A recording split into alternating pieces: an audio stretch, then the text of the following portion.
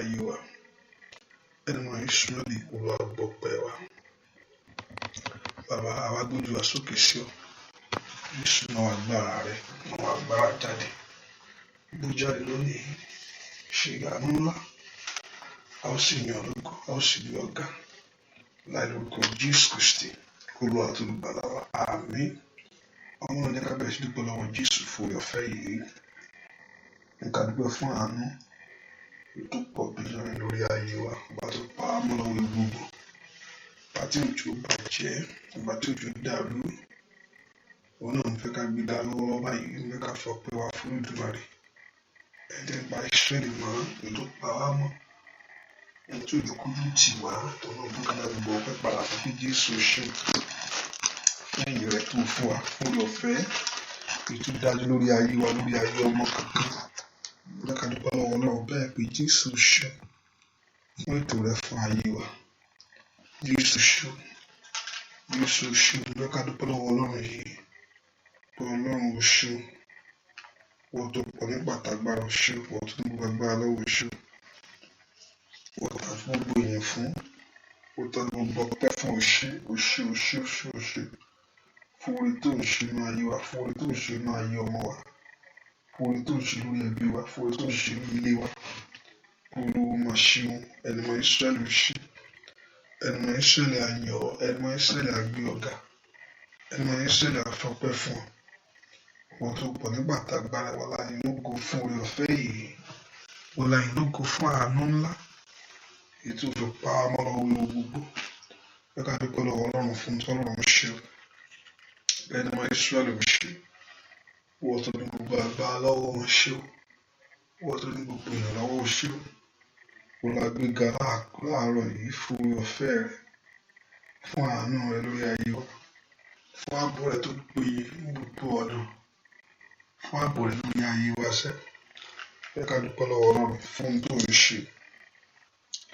Ẹ ká dúpẹ́ lọ́wọ́ Ọlọ́run fún tó ń ṣe lórí ayé wa pé Jésù ṣe. Owó tó pọ̀ nípa àtàgbára wọn ṣe. Owó tó pọ̀ nípa àtàgbára ìrọ̀. Wọ́n la gbéga fún oore ọ̀fẹ́ rẹ̀. Wọ́n la nígbà fún àánú. Wọ́n Jésù. Pé Jésù ṣe. Àgbàlagbà tí wọ́n ṣe. Akọ ayé ẹni yóò mọ̀ ṣe. Ọ̀pọ̀ tó ń kú lọ́wọ́ gbogbo. Ó ṣe fún oore ọ̀fẹ́. Ó ṣe fún àánú. Ó ṣe fún ohun gbogbo tó ń ṣe inú ayé wa. Ẹ ká dúpẹ́ lọ́wọ́ Ọlọ́run bẹ́ẹ̀ fún oore ọ̀fẹ́ yìí. Let's appreciate. Ẹ ká dúpẹ́ oore Ọlọ́run lórí ayé wa. Ọlọ́run lórí ayé ọmọ. Oore Ọlọ́run lórí ẹbí. Lórí ọ̀rẹ́. Ẹ ká dúpẹ́ oore yìí nítorí pé Ọlọ́run jẹ́ agbára fún wa. Pé Jésù ṣe o. Ọlọ́run mi ò mọ̀ ṣe o. Ọlọ́run mi ò mọ̀ ṣe o. Ọlọ́run mi ò mọ̀ ṣe o. Ọlọ́run á yìn ọ́. Ọlọ́run á fọpẹ́ fún ọ torí pé ìyanu rẹ lórí ayé wa. Ọba tí òjòjú tì wá. Òun náà mo fẹ́ ká gbéga lọ́wọ́lọ́wọ́ báyìí pé àyìn lógo. Jésù wọ́n fi ọpẹ́ wa fún. La fi ìyìn wa fún. Owó lọ́pẹ́ wa tọ́ sí. Owó ló ní gbogbo èèyàn àtògo. Ẹ ká dúpẹ́ fún ìpamọ́ ààbò rẹ̀ lórí ayé wa. Ọba tó ń fa ayé wa dára. Ọba tí òjò tì wá. Ẹ ká dúpẹ́ lọ́wọ́ Ọlọ́run pé Jésù ṣe o. Ọlọ́run mi mo ṣe o. Ọlọ́run mo yìn ọ́. Ọlọ́run mo fi ọpẹ́ fún ọ. Ọlọ́run á gbé ọ ṣe. Ọlọ́run á yìn ológo fún iṣẹ́ ìyanu rẹ̀. Ọlọ́run á gbé ọ̀gá fún ètò rẹ̀ lórí ayé ọ̀sẹ̀. Pé ṣe. Wọ́n lọ máa ń ṣe. Wọ́n tó pọ̀ nípa àtàgbára ọmọ ṣe o. Let's begin to appreciate him and lift our voice in honor to his name. In glory to him for what he has done for us and for what he will do again. Ẹ ká dúpẹ́ fún ohun tí Ọlọ́run ṣe àti ohun tí ó tún ṣe inú ayé wa láàárọ̀ yìí. Olúwa ṣe. Ọlọ́run ṣe o. Ọlọ́run ṣe fún ìpamọ́ rẹ lórí ayé mi. Ọlọ́run ṣe fún ààbò rẹ lórí ayé mi. Ọlọ́run ṣe fún ìgbàlà rẹ lórí ayé mi. Ọlọ́run ṣe fún àánú rẹ lórí ayé mi. Ẹ ká dúpẹ́ fún ohun tó ṣe o. Ọba tí òjò bàjẹ́. Ọba tí òjò dàrú bí ayé ṣe rò ó.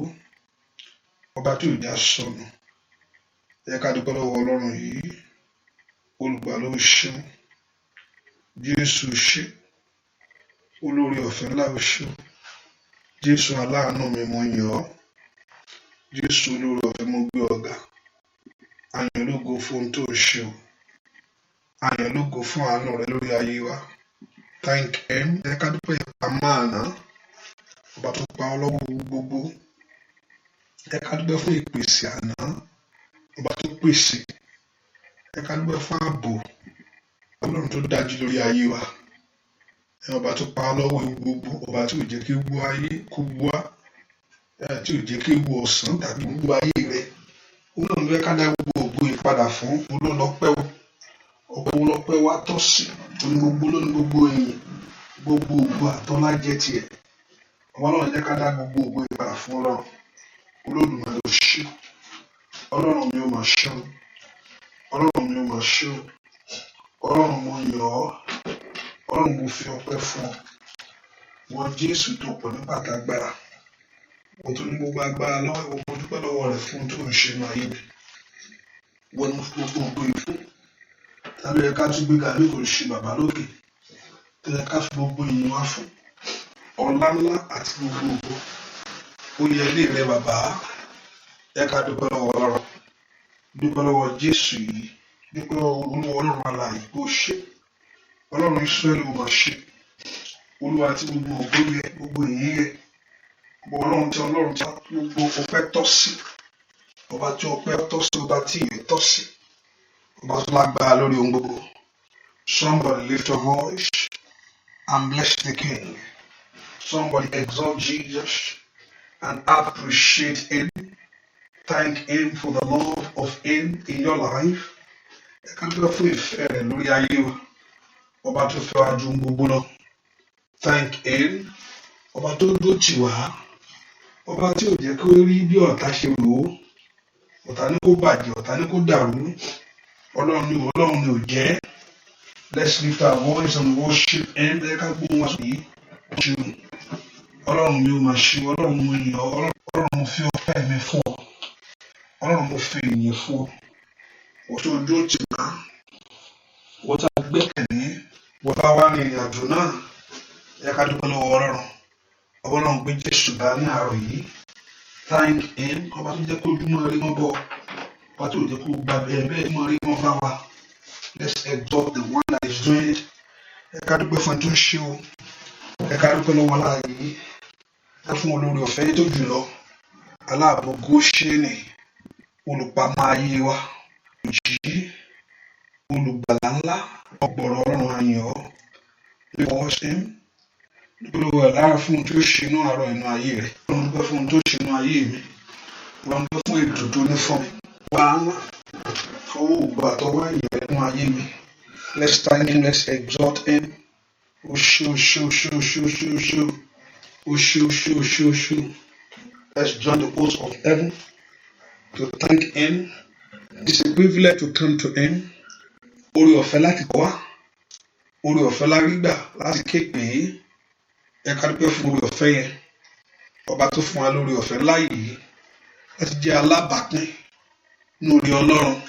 Ẹ ká dúpẹ́ fún ọba tó fún wa lórí ọ̀fẹ́ yìí láti jẹ́ alábàápín ní oore rẹ̀ sẹ́. Oore ọ̀fẹ́ ni oore ọ̀fẹ́ láti mọ̀ ọ́n. Ẹ ká dúpẹ́ fún ọba tó gbà wá tó jẹ́ ká mọ̀ ọ́n. Ọba tó jẹ́ ká rí inú ayé. Ọlọ́run mo yìn ọ́. Ọlọ́run mo yìn ọ́. Ọlọ́run mo yìn ọ́. Ọlọ́run mo gbé ọ ga o. Ọlọ́run mo fi ọpẹ́ fún ọ. Ọlọ́run mo fi ìyìn fún ọ. Ẹlẹ́dàá mi mo gbé ọ ga. Ẹlẹ́dàá mi mo yìn ọ́. Jésù ṣé. Jésù ṣé. Jésù ṣé. Olùgbàlà ló máa ṣe. Olùgbàlà mo yìn ọ́. Olùgbàlà mo fi ọpẹ́ fún ọ. Ọlọ́run mo yìn ọ́ fún oore ńlá rẹ lórí ayé mi, lórí ayé àwọn ọmọ mi, lórí iṣẹ́ mi bàbá. Jésù ṣé. Jésù mo yìn ọ́. Ọlọ́run gbàlà ó máa ṣe. Ọlọ́run gbàlà mo yìn ọ́. Abániṣe òde ọ̀run ńlá mo yìn ọ́. Abániṣe òde ọ̀run mo gbé ọ ga.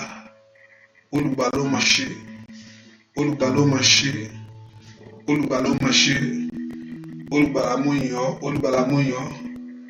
Olùgbàlà mo yìn ọ́. Olùgbàlà mo yìn ọ́. Olùgbàlà mo yìn ọ́. Olùgbàlà mo fi ọpẹ́ fún ọ, mo fi èèyàn fún ọ. Jésù ọba tó yẹ, ọba tó pọ̀ nípa àtàgbàrà, ọba tó ní gbogbo ògo lọ́wọ́, ọba tó ní gbogbo ìyìn lọ́wọ́.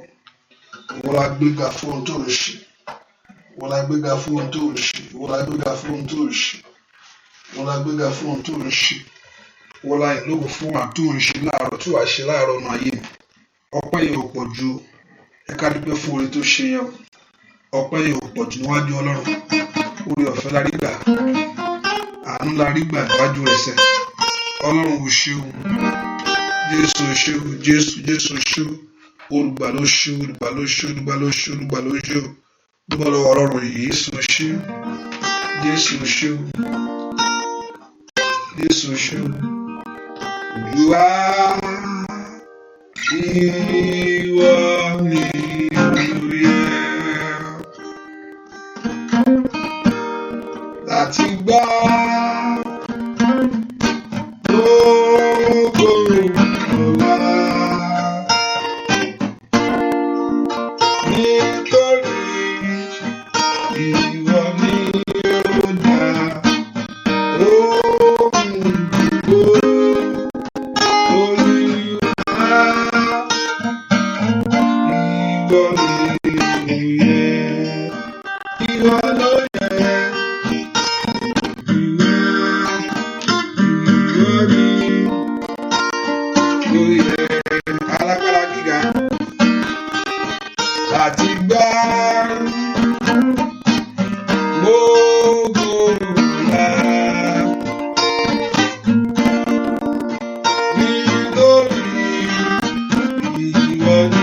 ó dá ohun gbogbo.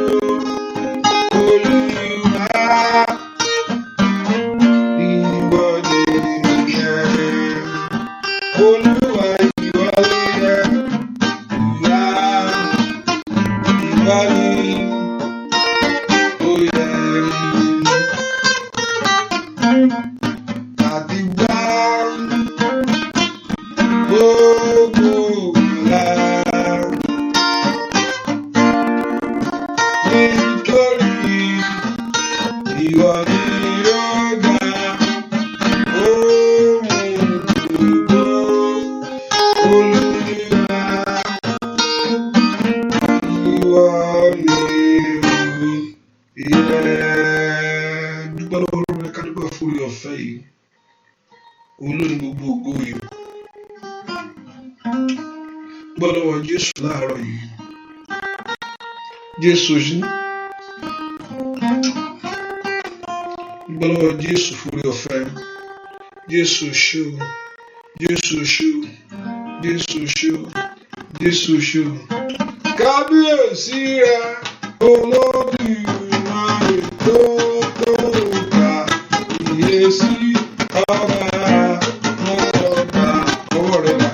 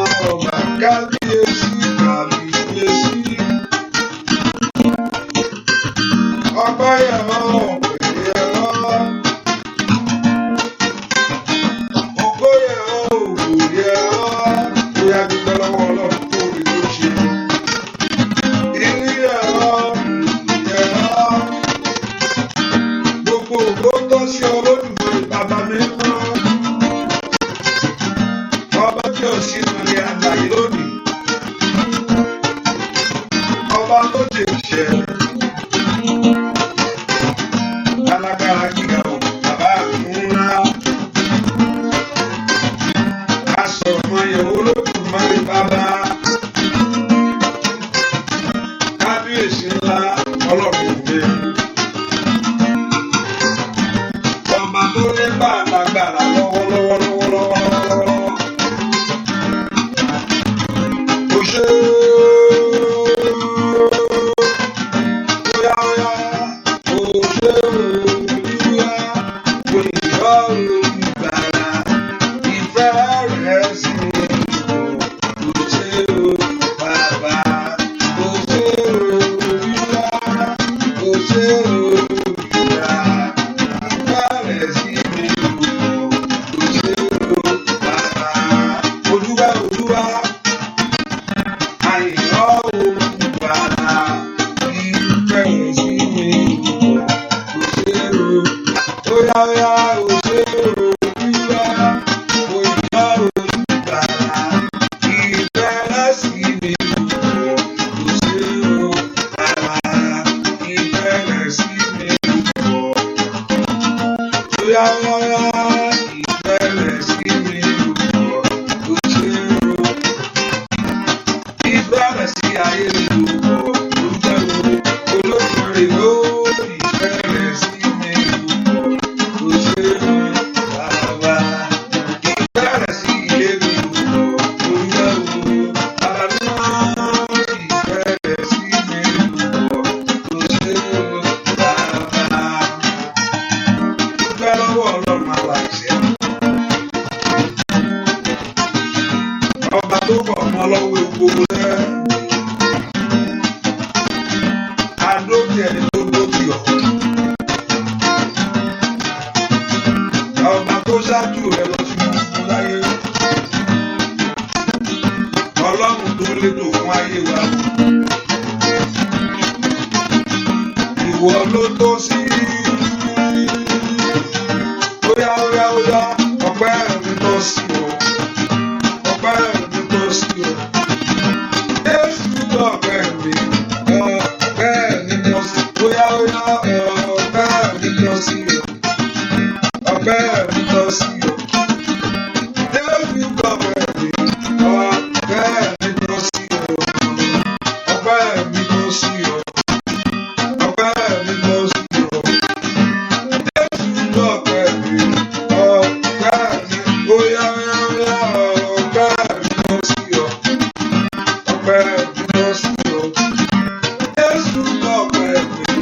Ọpẹ́ mi tó sí o. Ó tọ́ sí ọ lórí ọ̀run. Ó tọ́ sí ọ lórí iṣẹ́ mi bàbá. Ó tọ́ sí ọ nínú ilé wa ṣẹ́. Ó tọ́ sí ìmú pamọ́ tó pa wá mọ́ lọ́wọ́ gbogbo tó Olódùmarè. Ó tọ́ sí ìyanu tó ṣe nínú ayé wa Olódùmarè bàbá mi. Ó tọ́ sí ọ ní gbogbo ọ̀nà mi. Óyá óyá óyá óyá óyá óyá, ọpẹ́ mi lọ sí ọ. Ọpẹ́ mi lọ sí ọ. Jésù lọ́pẹ́ mi. Ọpẹ́ mi lọ. Óyá dúpẹ́ ọpẹ́ mi lọ sí ọ lórí ọmọ. Ọpẹ́ mi lọ sí ọ. Jésù lọ́pẹ́ mi. Ọpẹ́ mi lọ sí ọ. Ijó mi lọ sí ọ. Ijó mi lọ sí ọ. Jésù gbàjọ mi. Ijó mi lọ. Óyá óyá, ijó mi lọ sí ọ. Ijó mi lọ sí ọ. Jésù lọ́pẹ́ mi. Ijó mi lọ sí ọ. Tó bá dúpẹ́ lọ́wọ́ Ọlọ́run tó nínú ayé rẹ̀ kò ní o. Orí ńlá tọ́lọ́run tí ó rí ayé rẹ̀ kò sọ bẹ́ẹ̀. Ó ní kò mọ ọ̀rẹ́ wá síwájú òun ni.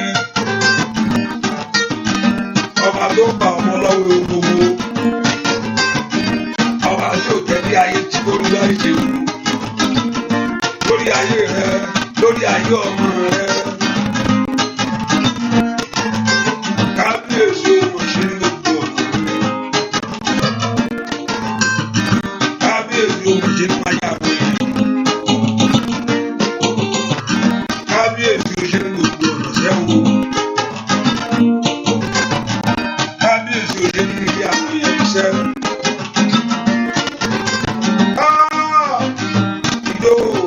sí ọ. Ijó mi tọ́ sí ọ. Jésù gbàdó mi. Ijó mi tọ́. Bóyá ijó mi tọ́ sí ọ. Ijó mi tọ́ sí ọ. Jésù gbàdó mi. Ijó mi tọ́ sí ọ. Ọpẹ́ mi tọ́ sí ọ. Ọpẹ́ mi tọ́ sí ọ. Jésù ọpẹ́ mi. Ọpẹ́ mi tọ́. Ó tọ́ sí ọ. Ọpẹ́ mi tọ́. Abániṣe. Ọpẹ́ mi tọ́ sí ọ. Jésù ọpẹ́ mi. Ọpẹ́ mi tọ́ sí ọ. Òun ló tọ́ sí lórí ògbó, lórí ẹ̀yà. Òun ló tọ́ sí gbogbo ọ̀nà ayé rẹ lẹ́nu iṣẹ́ sílẹ̀. Òun ló tọ́ sí lórílẹ̀-èdè tó wà nínú orí. Kábíyèsí oṣù olódùmarè bàbá rẹ̀ ńlá. Ijó wa tọ́ sí ọ. Ijó wa tọ́ sí ọ. Jésù gbàdó mi. Ijó mi tọ́ sí ọ. Dúpẹ́ lọ́wọ́ Ọlọ́run alààyè. Jésù tó ṣàánú fún wa. Ọba tó bá wa rìnrìn àjò, ọba tí òjò bí ayé ṣe. Ọ̀tá rò kó dàrú yányá o. Ọ̀tá rò pé kó dojú délẹ̀ kí èèyàn má rí ṣàmì láyé. You are still standing. Yes. You are still in your right mind. Ọ̀tá fẹ́ kó bàjẹ́ yẹ́nyẹ́nyẹ́nyẹ́. Ohun tí sáà ní pèrò lágbára. Ṣùgbọ́n Ọlọ́run ní òfin ṣe. Ohun tí ọ̀tá rò lórí ayé wa. Kòró eré kan kó ayé ẹni. Sátánì kòró any good thing concerning our life. Ṣùgbọ́n Ọlọ́run ló ń ba ẹ̀mọ́ yẹn jẹ́. Ọ̀tá fẹ́ ká lọ. Ọ̀tá fẹ́ ká lọ. Ọ̀tá fẹ́ ká lọ. Ṣùgbọ́n kò fẹ́ ká padà wá. Kò fẹ́ ká padà wá. Ẹ ká dúpẹ́ lọ́wọ́ Ọlọ́run. Jésù ṣé o. Jésù ṣé o. Jésù ṣé lórí ayé mi. Jésù ṣé inú ọ̀nà mi gbogbo. Olùgbà ló máa ṣe é. Olùgbà ló máa ṣe o. Olùgbà ló máa ṣe o. Olùgbà ló máa ṣe o. Olùgbà ló máa ṣe o. Jésù ṣé lórí ayé mi ó ṣe o. Lórí ilé mi ó máa ṣe é. Lórí ọ̀nà mi ó ṣe o. Ọlọ́run a yìn ọ́. Jésù ṣé. Jésù ṣé. Gbọ́ àdúrà lórúkọ Jésù Kristi Olúwa wa. Ẹ ká sọ fún Ọlọ́run gbogbo ẹ̀ṣẹ̀ mi gbogbo. Ọlọ́run dáríjì mí. Gbogbo tó jẹ́ kí n rí ọ láàárọ̀ yìí. Torí ìwọ ni wọ́n á fẹ́ rí o. Ìwọ mo fẹ́ kó dá sọ̀rọ̀ ayé mi fún mi. Ẹ ká sọ fún Ọlọ́run gbogbo ẹ̀ṣẹ̀ tí ò jẹ́ kí n rí ọ. Olúwa dáríjì mí. Ẹ ká sọ fún Jésù all my sin that will not allow me to experience your power. Gbogbo ẹ̀ṣẹ̀ tí ò jẹ́ kí n rí orúkọ rẹ àtògo rẹ nínú ayé mi. Gbogbo ẹ̀ṣẹ̀ tí ò jẹ́ kí n rí ọ láàárọ̀ yìí. Gbogbo ẹ̀ṣẹ̀ tí ò jẹ́ kó gbọ́ ohùn mi. Ẹ ká sọ fún Jésù. Olúwa dáríjì mí. Wẹ̀ Jésù pa ẹ̀ṣẹ̀ mi rẹ́. Wash away my sin. Ẹ pe orúkọ Jésù dáadáa. Ẹ̀jẹ̀ Jésù pa ẹ̀ṣẹ̀ mi rẹ́. Ẹ sọ fún Jésù kí ẹ̀jọ̀ dáàgùntàn kó pa gbogbo àṣírí rẹ̀. Gbogbo àbàwọ́n gbogbo ẹ̀ṣẹ̀ gbogbo. Ẹ pe orúkọ Jésù. Ẹ̀jẹ̀ Jésù parẹ́ lónìí. All my sins, all my iniquities, all my trespasses, all my transgression. Ẹ pe orúkọ Jésù. Gbogbo ẹ̀ṣẹ̀ tí ò jẹ́ kí n rí ọ. Gbogbo ẹ̀ṣẹ̀ tí ò jẹ́ kí n gbóhùn rẹ. Gbogbo ẹ̀ṣẹ̀ tí ò jẹ́ kí n rí ọ láìwọ Ọlọ́run lórí ayé mi. Ẹ sọ fún Jésù. Olúwa dáríjì. Ẹ̀jẹ̀ Jésù pa gbogbo ẹ̀ṣẹ̀ mi rẹ́. Let the blood of Jesus wash away every sin. Cleanse me from every iniquity. Cleanse me from all trespasses. Cleanse me from all transgression. Gbogbo ẹ̀ṣẹ̀ pátápátá níwájú ìwọ Ọlọ́run. All my sin. Gbogbo ẹ̀ṣẹ̀ mi ní èrò àti nínú ìṣe. Ẹ̀ṣẹ̀ àìgbọràn yẹn o. Àìnífẹ̀ẹ́ tó. Àìtẹríba fún ọ. Èṣìrò kírokíro yẹn. Àìbínú. ìjà yẹn orúkọ Jésù. Bẹ́ẹ̀ ni gbogbo ẹ̀ṣẹ̀ mi níwájú ìwọ Ọlọ́run, àìní ìgbàgbọ́ tó, àìṣèfẹ́ rẹ tó, àìgbọ́ràn, orúkọ Jésù. Ọlọ́run dárí àṣírí èmi jì mí. Èmi ẹlẹ́ṣẹ̀ yìí mo tọ̀ ọ́ wá. Èmi ẹlẹ́ṣẹ̀ yìí mo wọ̀ ọ́ fún àánú. I run to you Lord. Ọlọ́run mo wọ̀ ọ́ láàárọ̀ yìí láti dárí àṣírí èmi jì mí, to forgive all my sin, láti wẹ̀ mọ́ kó nú ẹ̀ṣẹ̀ mi gbogbo. Somebody pray. The Lord Jehovah God forgive every sin that's in our heart, in our life, that might hinder us from God's presence, that might hinder us of God's glory, that might deny us of His blessing this morning. Gbogbo ẹ̀ṣẹ̀ mi ni mo jẹ́wọ́, mo mọ́ra mi. Ọlọ́run mo ṣẹ̀ sí ọ. Ọlọ́run mo mọ̀ bẹ́ẹ̀, èmi ṣẹ̀ sí ọ. Mo ṣẹ̀ sí ọ̀rọ̀ rẹ. Mo ṣẹ̀ nínú ìṣe. Ọlọ́run dáríjì mí. Wẹ̀ mí mọ́ kúrò nínú ẹ̀ṣẹ̀ mi. Ask the Lord to cleanse you from your sin. Olúwa wẹ̀ mí mọ́ kúrò nínú ẹ̀ṣẹ̀ mi. Ẹ pe orúkọ Jésù dáadáa. Olúwa wẹ̀ mí mọ́ kúrò nínú ẹ̀ṣẹ̀ mi. Wash me, cleanse me from all my sin. Olúwa wẹ̀ mí mọ́ kúrò nínú ẹ̀ṣẹ̀ mi. Nínú àṣírí mi gbogbo, Olúwa wẹ̀ mí mọ́. Nínú ẹ̀ṣẹ̀ mi, nínú àtẹríba tó, Olúwa wẹ̀ mí mọ́. Cleanse me, create in me the heart for you. Dá ọkàn àyà tuntun sínú ọkàn mi fún ìwọ Ọlọ́run. Somebody pray. Olúwa wẹ̀ mí mọ́, sọ mí di mímọ́, sọ mí di ènìyàn ọ̀tọ̀. Ẹ pe orúkọ Jésù dáadáa. Olúwa sọ mí di ènìyàn ọ̀tọ̀. Olúwa sọ mí di èèyàn mi. Olúwa sọ mí di èèyàn ọ̀tọ̀. Tú mi ṣe. Wọ́n gbé ọkàn mi kó pòǹgbẹ fún ọ̀rọ̀ rẹ. Let my heart be thirsty for your word. Jẹ́ kí ọkàn mi kó pòǹgbẹ fún ìwọ Ọlọ́run. Somebody pray that prayer. Pé kí ọkàn wa kó bẹ̀rẹ̀ sí pòǹgbẹ fún Ọlọ́run. That our heart be thirsty for the Lord. Jẹ́ kí ọkàn mi kó bẹ̀rẹ̀ sí pòǹgbẹ fún ọ̀rọ̀ rẹ. Let my heart be thirsty for your word. Olúwa wọnú ọkàn mi wá. Ẹ pe orúkọ Jésù. Olúwa wọnú ọkàn mi yìí wá. Somebody fill my heart right now. Olúwa wọnú ọkàn mi yìí wá. Ẹ pe orúkọ Jésù dá. Olúwa wọnú ọkàn mi. Somebody pray that prayer. Olúwa wọnú ọkàn mi. Olúwa wọnú ayé mi. Olúwa wọnú ọkàn mi. Fill my heart. Fill my heart afresh. Fill my heart anew. Ẹ pe orúkọ Jésù. Lord, fill my heart afresh. Lord, fill my heart anew for your word, for the things of you, O God. Ẹ pe orúkọ Jésù dáadáa. Lord, help me, O God. Ẹ pe orúkọ ràn mí lọ́wọ́. Thank you, my Father. Gbọ́ àdúrà lórúkọ Jésù Kristi. Olúwa wa. Agbọ́ Ọlọ́run ló mú yàn ṣe ìfẹ́ Ọlọ́run. It's only the Spirit of God. That's why the Lord told the children of Israel, ló sọ fáwọn ọmọ ẹ̀yẹ ẹ̀ pé, wait, tarry a lot until you receive the power. Because it's only the power of God that can enable you to do the will of God. Àfi agbára Ọlọ́run ló lè mú yàn ṣe ìfẹ́ Ọlọ́run. And the power is available to them that their heart is that is yearning for it. Ọ̀pọ̀lọpọ̀ pé àti gbàgbọ́ Ọlọ́run àti bẹ́ẹ̀ mi mímọ́ kẹ́ ìmọ̀ balẹ̀ ayé ẹni pé ohun tó nira ni. Èmi ò gbà pé ohun tó nira ni o. Ní ìgbà tí ọkàn yẹn bá ṣí payá. Torí Ọlọ́run gbọ́dọ̀ mọ̀ pé kò sí èèyàn ṣe lè ṣe é. Báwo lèèyàn ṣe fẹ́ ṣèfẹ́ rẹ̀ nípa ara kò lè possible. Ẹ̀mí, you see, the flesh profited nothing. Ara kò ní èrè kankan except the spirit. Ó sì mọ̀ pé a nílò rẹ̀. Kò jẹ́ káwọn ọmọ ẹ̀yìn ẹ̀ jìyà láti gba agbára yẹn. Nígbà tí ọkàn wà ṣípayá fún, tí ọkàn ó sì rìn ẹ̀mí ẹ̀ sọ̀kan, ó sì balẹ̀ wọn. From them, they feel with boldness to share the gospel. They feel with boldness to go all over to declare Christ, and also boldness to live a life that will please the Lord. But tí ẹ̀mí mọ́ balẹ̀ wọn nìyẹn, ẹ pe orúkọ Jésù, ẹ̀mí rẹ̀ kó sọ̀kalẹ̀ sínú ọkàn mi. Òun náà ni ó mú ìborí ogun láyé o. Òun náà ni ó gbà yín lọ́wọ́ ìgbèkùn ọ̀tá yẹn. Lọ́wọ́ agbára tí ò fẹ́ kí agbára tí ò fẹ́ kí a ní ìṣẹ́gun. Ẹ pe orúkọ Jésù.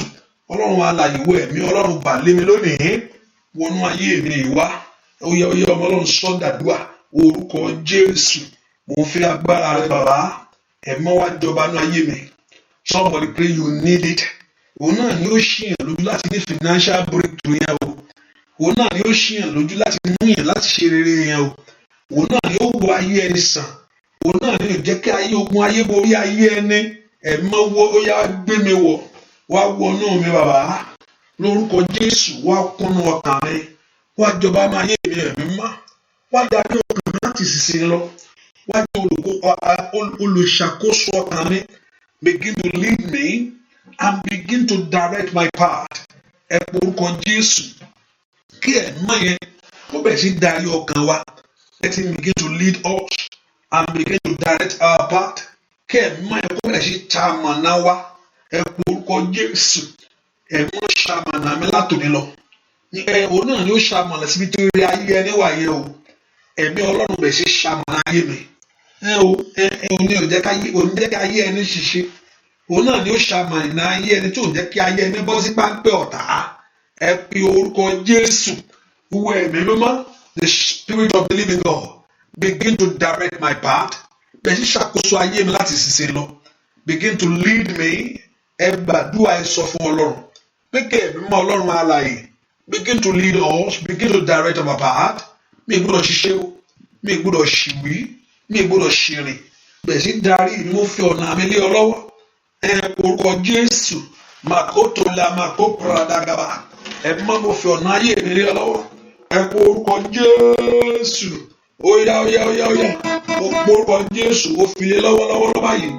Gbọ́ àdúrà. Olúwa wa mo ti fọ̀rọ̀ mi lé ọ lọ́wọ́. Mo ti fọ̀rọ̀ mi lé ọ lọ́wọ́ o. Bàbá ọwọ́ rẹ̀ kà. Mo ti fọ̀rọ̀ mi lé ọ lọ́wọ́. Mo ti fọ̀rọ̀ mi lé ọ lọ́wọ́ o. Bàbá bóyá ọ̀rọ̀ ayé mi ti ń fẹ́ àtúnṣe. Elédùmarè láti yanjú rẹ̀ ní o. Mo ti fọ̀rọ̀ mi lé ọ lọ́wọ́ o. Bàbá bóyá mo ti fọ̀rọ̀ mi lé ọ lọ́wọ́. Mo ti fọ̀rọ̀ mi lé ọ lọ́wọ́ o. Bàbá mo ti fọ̀rọ̀ mi lé ọ lọ́wọ́. Àdúrà kò sọ fún Ọlọ́run alààyè. Mo ti fọ̀rọ̀ mi lé ọ lọ́wọ́ o. Bàbá ọ̀rọ̀ ayé mi tó ń bá àtúnṣe. Elédùmarè láti yanjú rẹ̀. Mo ti fọ̀rọ̀ mi lé ọ lọ́wọ́ o. Bàbá bóyá sọ fún Ọlọ́run alààyè ṣẹ́yìn. Ọba tó yanjú ọ̀rọ̀ jáde ṣiṣẹ́. Ọmọ ìbànújẹ́ tó sọ ọmọ dáná yọ̀ láyé. Ọba tó yanjú ọ̀rọ̀ náà. Ó sọ̀rọ̀ ọlọ́mọ láwùjọ àwọn ènìyàn. Ọba tó gbóhùn ẹ̀fọn Ábúráhámù. Ó sọ ní ńlá orílẹ̀-èdè gbogbo. Kábíyèsí. Mo ti fọ̀rọ̀ mi lé ọ lọ́wọ́. Ọ̀rọ̀ ayé mi Olódùmarè á ti fọ̀rọ̀ wá lé ọ lọ́wọ́ o. Bàbá á ti fọ̀rọ̀ wá lé ọ lọ́wọ́. Kábíyèsí bàbá ńlá á ti fọ̀rọ̀ wá lé ọ lọ́wọ́ o. Bàbá ọ̀rọ̀ ayé mi ló ń fẹ́ àtúnṣe. Elédùmarè láti yanjú rẹ̀ ní o. Ó ti fọ̀rọ̀ mi lé ọ lọ́wọ́ o. Óyá. Ó ti fọ̀rọ̀ mi lé ọ lọ́wọ́. Olódùmarè bàbá ńlá. Ó ti fọ̀rọ̀ mi lé ọ lọ́wọ́ o. Bàbá ó ti fọ̀rọ̀ mi lé ọ lọ́wọ́. Kábíyèsí bàbá mi. Ó ti fọ̀rọ̀ mi lé ọ lọ́wọ́ o. Bàbá ọ̀rọ̀ ayé mi ló ń bá àtúnṣe. Elédùmarè láti yanjú rẹ̀ ní o. Ó ti fọ̀rọ̀ mi lé ọ lọ́wọ́ o. Bàbá ẹ pe orúkọ orúkọ Jésù Olúwa dá sọ̀rọ̀ mi lónìí. Olúwa gbọ́ ohùn ẹkún mi. Olúwa dá sọ̀rọ̀ ayé mi lónìí. Ohun tó jù mí lọ yìí, Dáfídì ní pé Olúwa gbà mí lọ́wọ́ ohun tó jù mí lọ. Nǹkan ká máa ń ṣẹlẹ̀ nínú ayé èèyàn tó ń ju ayé ẹni lọ tí èèyàn mọ bí ó ṣe máa ṣe. Ṣùgbọ́n kò ń ṣe Ọlọ́run. Kò sí ọ̀nà tó gbọ́ Ọlọ́run lẹ́rù. Kò sí ọ̀nà tí a sì sọ níwájú ẹ̀ ká tó sọ ó ti mọ̀. He knows every need. The need of us in 20 years time, he knows it. Obi tá a máa wà lọ́la ó mà. So kò sí nǹkan tó jọ ọba tó mọ̀ ọ̀la ni. Ẹ̀rù ọ̀la ò bọ́ Ọlọ́run. Ó ti rí ọ̀la. Ó ti lọ sínú ọ̀la. Òun ti padà wá. So òun ló fi dá pé ká máa fi ọ̀rọ̀ wa lọ. Because òun ti go ahead of it. Ó ti parí ẹ̀. Ó ti finish 2020 next year. Afẹ́ mú next year.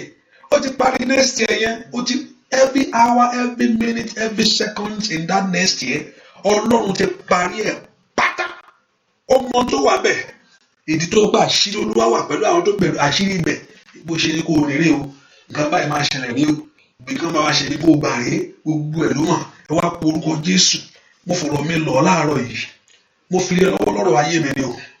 Ọ̀rọ̀ àti dìde yìí ni. Ọ̀rọ̀ àti ṣàṣeyọrí yìí ni o. Mo wá mú lé ọlọ́wọ́ Olódùmarè. Mo fi ojú ògbúrọ̀ tì mí. Olúwa mo fọ̀rọ̀ ayé mi lé ọ lọ́wọ́. Ní orúkọ Jésù. Ayé ògbúrọ̀ bẹ̀rẹ̀ pé ìwọ dà. Mo fi ọ̀rọ̀ mi lé lọ́wọ́. Ìkólọ mi ó dá kó padà wá. Gbogbo táyé ti jí gbé mi lọ́wọ́. Gbogbo táyé ti sọnù mọ́ mi lọ́wọ́. Ẹ po orúkọ Jésù. Olúwa mo fọ̀rọ̀ mi lé ọ lọ́wọ́. Ẹ po orúkọ ń fẹ́ àtúnṣe. Ọ̀rọ̀ mi ń fẹ́ àtúnṣe. Ọ̀rọ̀ mi ń fẹ́ ìgbéga. Ẹ po orúkọ Jésù. Olúwa mo fọ̀rọ̀ mi lé ọ lọ́wọ́. Somebody open your heart to God. Ẹ pe orúkọ Jésù. Ratato re masoto le makatayaba. Matore masike tele masanti yabo. Orúkọ Jésù dáadáa. Olúwa mo fọ̀rọ̀ mi lé ọ lọ́wọ́. Le prondo sike telebo. Ọlọ́la ló gbàdúrà. Ẹ pe orúkọ Jésù. Olúwa mo fi ọ̀rọ̀ mi lé ọ lọ́wọ́. Lateria makusatayaba. Ọlọ́run gbàdúrà sẹ́. Ọ̀rọ̀ ayé mi mo mú lé ọ lọ́wọ́. Ọ̀rọ̀ iṣẹ́ yẹn mo mú lé ọ lọ́wọ́. Ọ̀rọ̀ àti dìde mi mo mú lé ọ lọ́wọ́. Ọ̀rọ̀ àti tẹ̀síwájú mi mo mú lé ọ lọ́wọ́. Ní orúkọ Jésù. Ọ̀rọ̀ àti ní àṣeyọrí mo mú lé ọ lọ́wọ́. Ní orúkọ Jésù. Ẹ gbàdúrà. Laprando sekelebo. Batori mataka barasata. Laprando sekelebo. Batori mataliaba. Leprondo sekelebo. Bọ́lá ló gbàdúrà. Ẹ po orúkọ Jésù sẹ́. Oya. Somebody pray that prayer. Bó fọ̀rọ̀ ayé mi lé ọ lọ́wọ́. Olúwa yanjú ẹ̀ fún mi lónìí. Olúwa yanjú ẹ̀ fún mi lónìí. Olúwa yanjú ẹ̀ fún mi lónìí. Mẹ̀tórí ma sáǹtì yaba. Rìpótórí ma sáǹtì yaba kaba. Ẹ gbàdúrà ẹ sọ fún Ọlọ́run. Rapatórí ma sáǹtì yaba. Ẹ porúkọ Jésù. Ratálì raba sáǹtì yaba kaba. Ẹ gbàdúrà. Màtórí ma sáǹtì yaba. Ripateli mazuko tolebo. Ọlọ́run gbàdúrà. Rapatórí ma sáǹtì yaba. Ọlọ́run sọ fún Jésù. Mateli ananda labakaba. Masontoleba. Matoria makatalaba. Masontoleba. Makotole makariba. Gbàdúrà lórúkọ Jésù Kristi. Olúwa wá orúkọ Jésù. Olúwa fún mi ní àṣeyọrí tí ayé mi ń wá. Olúwa fún mi ní àṣeyọrí tí ayé mi ń béèrè fún. Yóò fún yàn tó bá jẹ́ pé according to his will. Prayer is praying the will of God. Ọ̀pọ̀lọpọ̀ we have been taught is the will of God. The will of God is number one. Ohun tó fẹ́ mú sẹ́nu ayé èèyàn yẹn. So what you have to search for, what is your will for me? So you can able to present it to him. Àdúrà dá ṣùgbọ́n kò yẹ pé bí Ọlọ́run pé ẹbẹ̀rún tẹ́ fẹ́ lọ́wọ́ Ọlọ́run. Ṣé bẹ́ẹ̀ náà ló ṣe ń fún yàn bẹ́ẹ̀ náà? It only gives us the will of him. That's why we need to know the mind of him and the purpose of God. Ẹ po orúkọ Jésù. Olúwa mú lé mi lọ́wọ́. So far you know that is the will of God for your life. And the will of God is to live long. If you know you're right before him. The will of God ní kí ẹ máa tọrọ jẹ. Ó náà mọ̀ kí ni a máa ṣaláì ní ebi a máa pa wọ́n. Oríṣiríṣi ọ̀nà tó gbẹ̀kẹ̀ lúwa kí ni ó ṣaláì ní ohun tó dára. That's the will of God fáwọn tiẹ̀. The will of God is to live your life in peace. Only I know the peace that I know the thought I have towards you. Not of evil. Ọlọ́run fẹ́ kí ibi ṣẹlẹ̀ sí ọ. Kò ṣètò Ọlọ́run fún ayé kí ibi ṣẹlẹ̀ fún ọ. Ẹ kó orúkọ jẹ́ Olúwa mú ìlérí rẹ ṣẹ nínú ayé mi. Ọlọ́run ohun tí mo béèrè fún fẹ́ ṣàṣeyọrí o. Ọlọ́run mi náà fẹ́ lu àlùyọ o. Èmi náà fẹ́ rí mú. Ẹ porúkọ Jésù, èmi náà fẹ́ bẹ́ẹ̀ ni. Mo fẹ́ débẹ̀ láyé.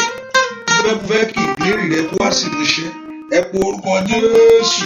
Ó dandan ní ọdún yìí ni ògbúdọ̀ tún gbọ́mọ́ mi lọ́wọ́. Ọdún yìí ògbúdọ̀ tún já Sátánì tún gbúdọ̀ jà mí lórí ọdún yìí. Ìgbà wo wá bá fẹ́ ṣẹlẹ̀ ní ọjọ́ ògbúdọ̀ tún lọ mọ́ mi lọ́wọ́ ní ọdún yìí o. Ní orúkọ Jésù, Olúwa mú ìlérí iṣẹ́ nú ayé mi. Ní orúkọ Jésù, Olúwa dá mi lóhùn.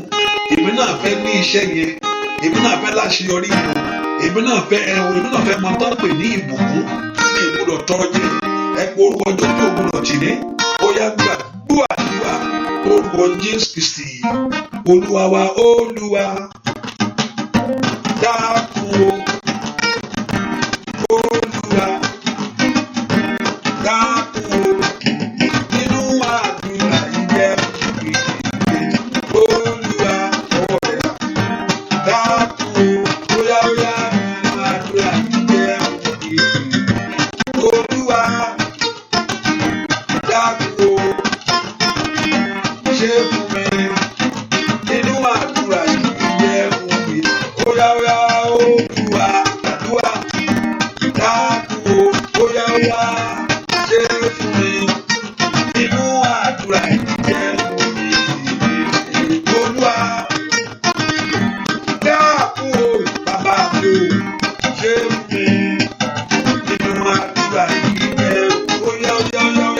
Olúwa kábíyèsí bàbá dákun o. Kábíyèsí ṣé fún mi nínú àdúrà ìjẹ́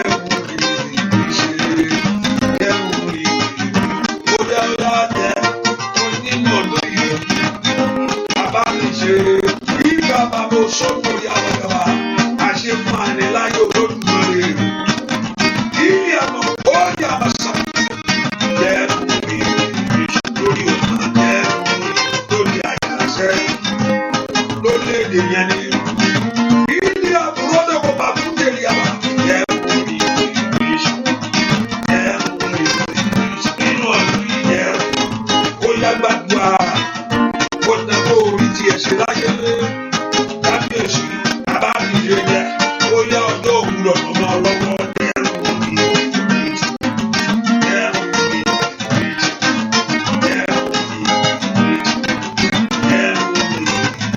Olúwa ò jẹ́ Olódùmarè jẹ́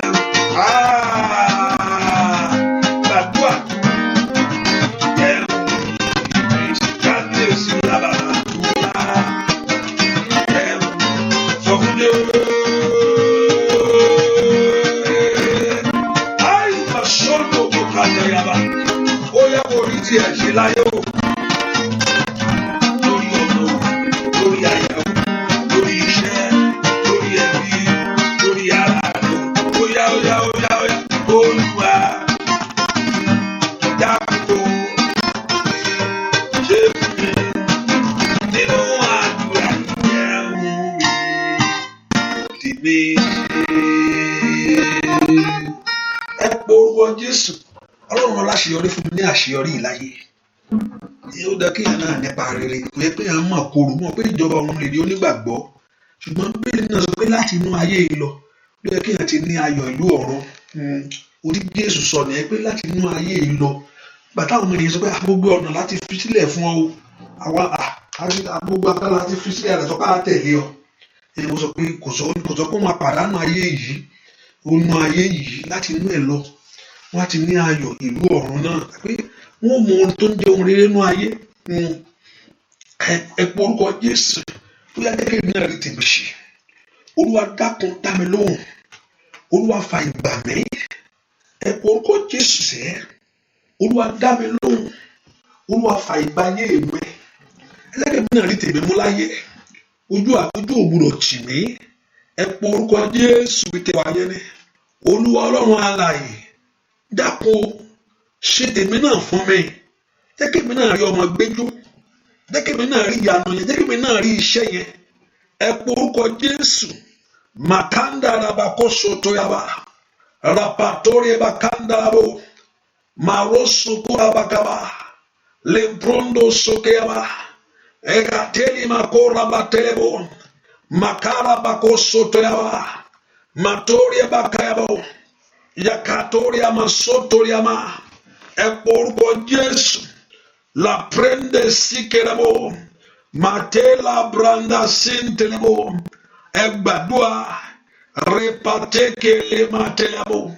Repatele makara bayaba. Eporko Jesu. Ẹ sọ fún Ọlọ́run alààyè. Ẹ sọ fún Jésù. Olúwa jẹ́ kí n rí tèmi ṣe. Ratele bakabayabo. Matekera bakaba. Matore bakaba. Matore bakabo. Makatalebo kosandelebo. Matekele bakaba. Rapasekelebo sekelebo. Ọlọ́run lanu kó gbàdúrà. Lè pọ́nlọ́ yà kó rí tiẹ̀ ṣe nọdún yìí. Lè parabasa yabo. Masoto rebakaba. Reposonto yabo. Yekelebo so yabo. Ẹgbàdúrà jẹ́rí tèmi ṣe. Lè paraba télébó. Lè prondos Ọlọ́run lanu gbàdúrà. Ẹ sọ fún Ọlọ́run alààyè. Ẹ sọ fún Jésù. Olúwa jẹ́ kí n rí tèmi ṣe. Ẹ sọ fún Jésù sẹ́. Olúwa jẹ́ kí n rí tèmi ṣe. Sọ fún Jésù sẹ́. Ọlọ́run mo fẹ́ rí tèmi ṣe o. Ọlọ́run mo fẹ́ rí tèmi ṣe o. Ọlọ́run mo fẹ́ rí tèmi ṣe. Nínú àdúrà tààrọ̀ yìí, ó lè ṣe é. Olúwa jẹ́ kí n rí tèmi ṣe. Bẹ́ẹ̀ kó sọ mí dọlọ́mọ láyé ni o. Bẹ́ẹ̀ kó lànà ìbùkún fún mi ni o. Bẹ́ẹ̀ kó gba orílẹ̀-èdè fún mi ni. Ní orúkọ Jésù. Bẹ́ẹ̀ kó rí tèmi fẹ́ náà fẹ́ rí tèmi ṣe. Bẹ́ẹ̀ kó wò mí sàn ni. Bẹ́ẹ̀ kó gbà mí là ni. Ọlọ́run ńlá ló gbàdúrà. Ẹ gbàdúrà ẹ sọ fún Ọlọ́run. Ẹ sọ fún Jésù. Olúwa mo fẹ́ rí tèmi ṣe. Láwùjọ àwọn èèyàn láyé. Ẹ gbàdúrà. Ẹ sọ fún Ọlọ́run. Ọlọ́run alààyè. Jẹ́ rí tèmi náà ṣe.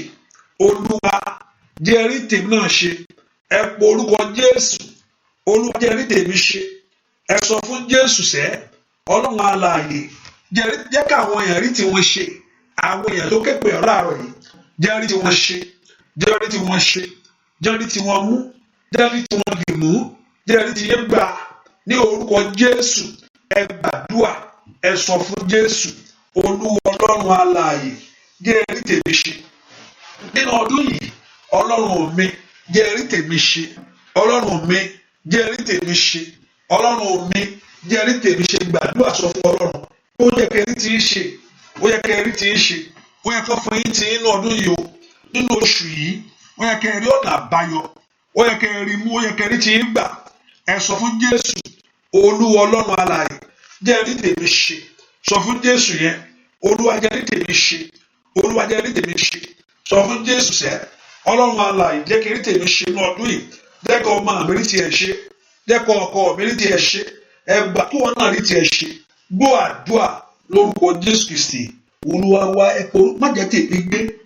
Ọ̀pọ̀lọpọ̀ tí ẹ gbé láyé o. Ẹ̀mọ etí tí wọ́n gbé. Bẹ́ẹ̀ ni mo sọ. Ọ̀pọ̀lọpọ̀ títí wọ́n gbé nínú ayé yìí. Wọ́n rí bá jáde. Wọ́n rí wọ́n wá tì wọ́n rí mú. Bẹ́ẹ̀ ni bẹ́ẹ̀ mo ti káwọn yẹn dáadáa rí o. Ìyẹn ìwà mọ̀ pé nǹkan kan ṣàṣẹlẹ̀ ṣáá ni. Má jẹ́ tèmi gbé Ọlọ́run. Má jẹ́ tèmi gbé. Má jẹ́ tèmi bàjẹ́. Má jẹ́ tèmi nira fún mi. Ọlọ́run sọ pé ohun gbogbo ní ṣíṣe fóun. Ọlọ́run ọ̀run ti sọ bẹ́ẹ̀. But all things is possible for him. But fún ènìyàn wá má jẹ́ kí tèmi nira fún mi. Olúwa jẹ́ kí tèmi ṣe é ṣe fún mi. Ẹ fààyè oríire gbà mí. Ẹ fi ààyè oríire gbà mí. Nínú ọdún ìkọ́dún tó parí. Kí oṣù yìí tó tán Olódùmarè. Ẹ fi ààyè oríire gbà mí. Ó yẹ sọ́dàdúà. Orúkọ Jésù. Orúkọ Jésù. Ọlọ́run tó pọ̀ ní pàtàgbàrà. Ẹ fi ààyè oríire gbà mí. Ẹ fi ààyè oríire gbà mí. Ẹ fi ààyè oríire gbà mí. Ẹ fi ààyè oríire gbà mí. Ẹ fi ààyè oríire gbà mí. Ẹ fi ààyè oríire gbà mí. Ẹ fi ààyè oríire gbà mí. Gbàdúrà kọ́lọ́run kó fi ààyè oríire gbà ọ́. Kọ́lọ́run kó fi ààyè oríire gbà ọ́. Kó fi ààyè oríire gbà ọ́.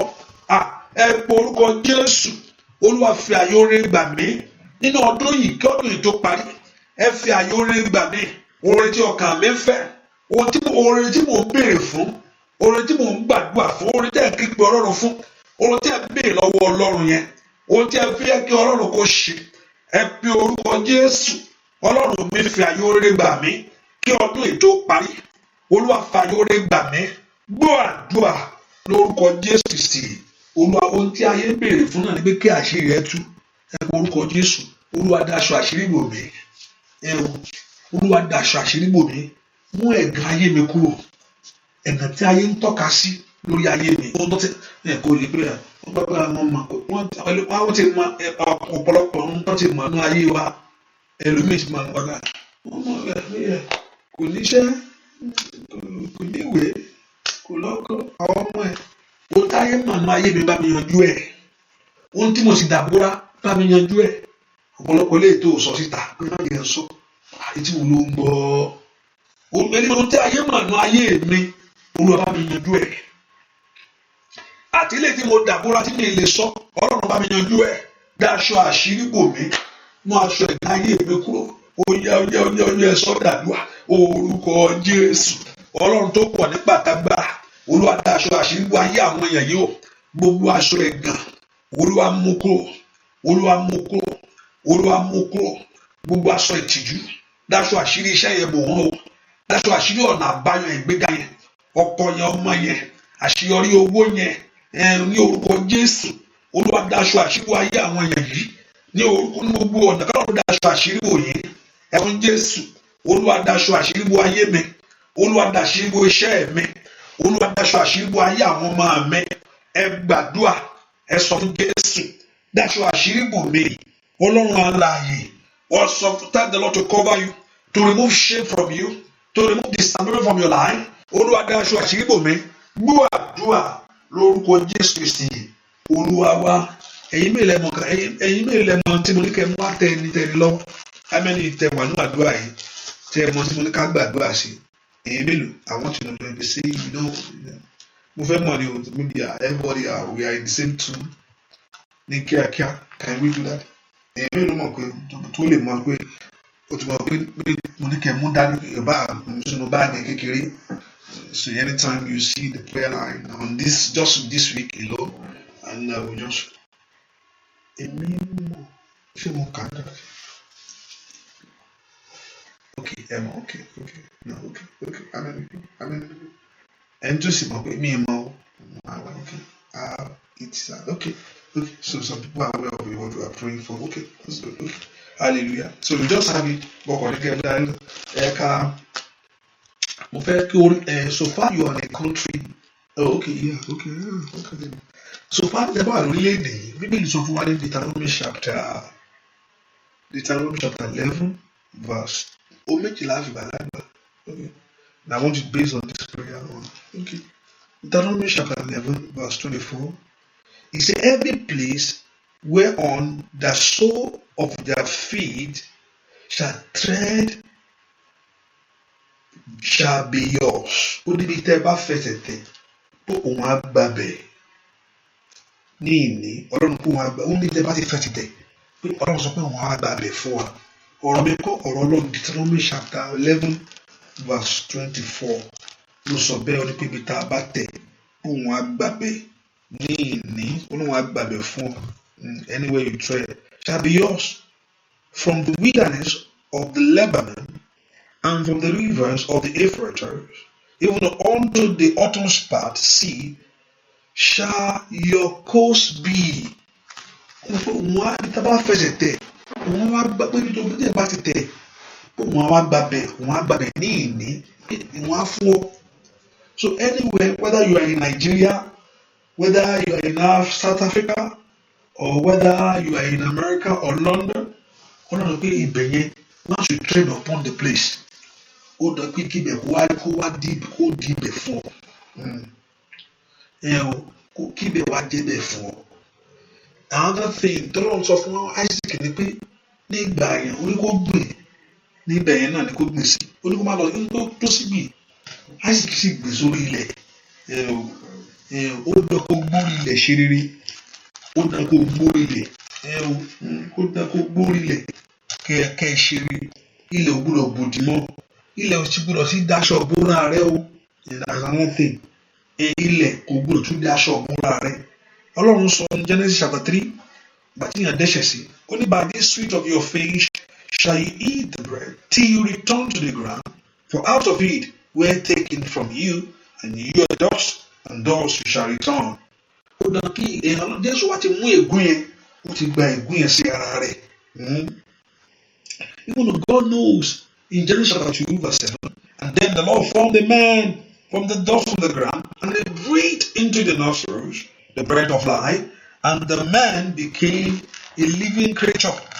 Ọlọ́run fi yẹ̀pẹ̀, ó fi dá yẹ̀pẹ̀ ní gbogbo yìí. Torí reason tí flesh yìí tó fi wà alive, because it's the breath of God tó wà bẹ́ẹ̀ ni o. Ọwọ́ yìí tẹ̀ ń fọwọ́ kàn yẹn tó ń jọ̀ náà fún yẹn, ọwọ́ yẹn bẹ́ẹ̀ ni ara yẹn skin yẹn tó ní tó dẹ́pọ̀ life wà bẹ́ẹ̀ torí breath of God wà bẹ́ẹ̀ ni o. Tí ẹ̀mí yẹn bá ti kú bẹ́ẹ̀ ó di 2 days báyìí ayé oṣù kìíní torí the breath of God ló jẹ́ kó wà bẹ́ẹ̀. Ó dín náà kó wá gbó ilẹ̀ ṣeré ohun tí mo sọ ẹnìkan àrí somebody is asking was it I told us money ẹ lọ mú iyẹ̀pẹ̀ so so anytime you come on this prayer anytime you can pray upon it this week ẹ bá máa lọ ṣe ẹ̀kọ́ àmú kékeré dání tí ẹ kò bá tí ẹ bá ní business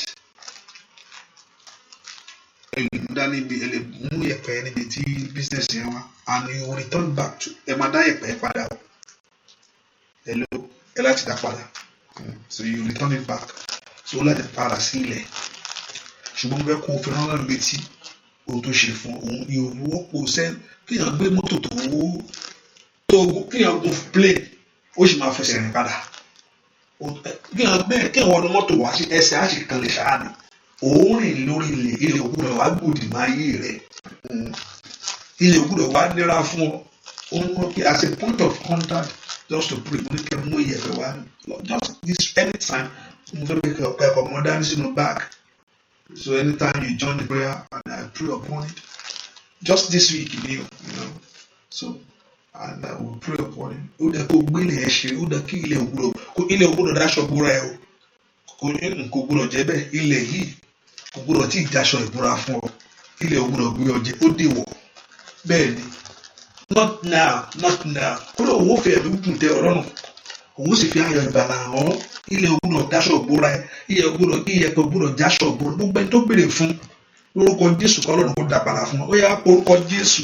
I'm just let me connect chatting, but I will just let it go. We pray. We start in the morning.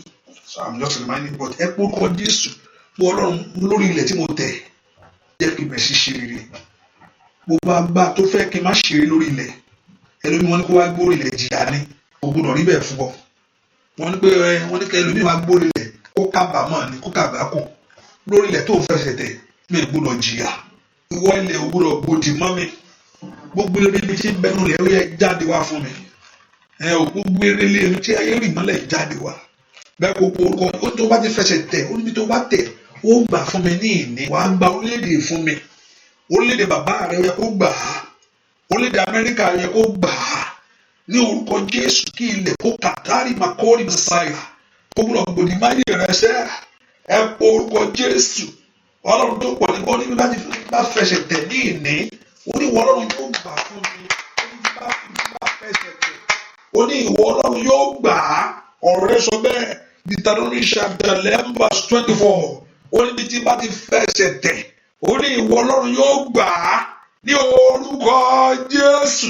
Ọlọ́run mo rán ọ létí. Bó ti fẹsẹ̀ tẹ̀ orílẹ̀-èdè yìí o. Ìkàbàrò sàtàlàbàgàbà. Lè sọ́ńtórí bàkálíbà stáìlà. Ní orúkọ Jésù. Ó yá gbà fún wa ní ìní. Ó yá gbà fún wa ní ìní. Ó yá gbà fún wa ní ìní. Gbọ́ àdúrà lórúkọ Jésù Kristi. Olúwa ohun tó bá tíyàn bá gbàgbọ́ ló máa ń jẹ́ fún yàn.